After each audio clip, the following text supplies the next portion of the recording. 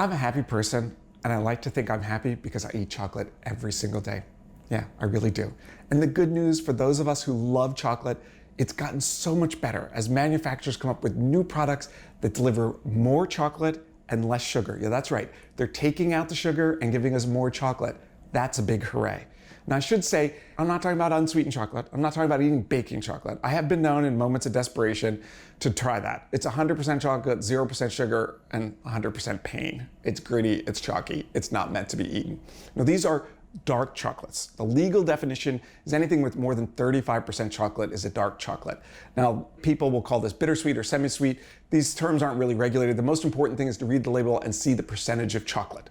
So let me start with the Test Kitchen's favorite for everyday use. This is the Ghirardelli Bittersweet. It's 60% cacao or chocolate. That means it's 40% sugar. We use this for brownies, pot de creme. You can nibble with this. The important thing about this is widely available, inexpensive. It is great for both nibbling and baking.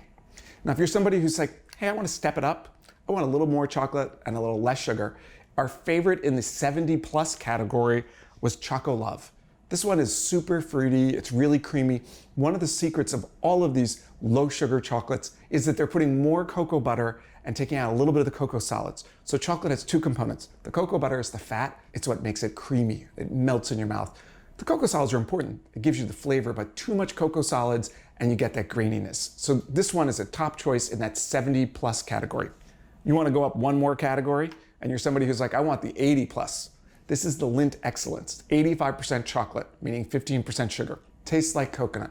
This one melts so beautifully in your mouth. Oh, it is so much fun to eat this chocolate. And last but not least, if you're somebody who wants to go to extremes and you want to try a 90% chocolate, this is our favorite in the 90+ category. It's actually 90% chocolate, 10% sugar.